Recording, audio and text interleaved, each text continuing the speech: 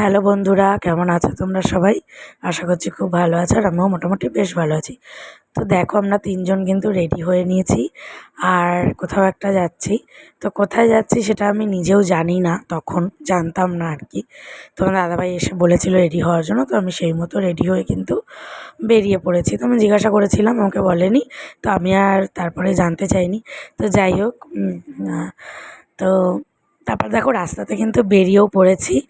আর তোমরা তো সবাই একটা ভিডিও দেখেছো আমার, যে আমার বার্থডে সেলিব্রেশনের।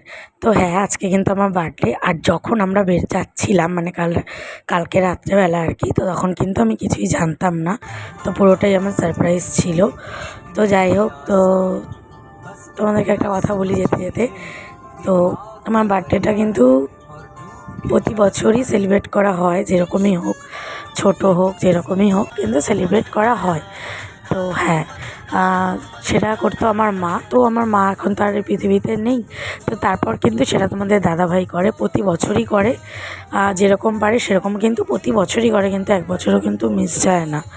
ঠিক আছে, তো সেই মতন এবছরও সারপ্রাইজ দেওয়ার জন্য নিয়ে চলে এসছে। আর তোমাদের সাথে কথা বলতে বলতে দেখো চলেও এসছে কিন্তু মাদারসাট। আর মাদারসাট এসে পুরোটা ঘুরে নিলাম, দেখে নিলাম, খুব ভালো লাগলো। তো ঢুকেই দেখছি ভেতরে একটা দোকান বসে। আর যেহেতু একটু অন্ধকার ছিল, তো পুরোটাই তো যেটুকুনি পেরেছি তোমাদেরকে দেখালাম।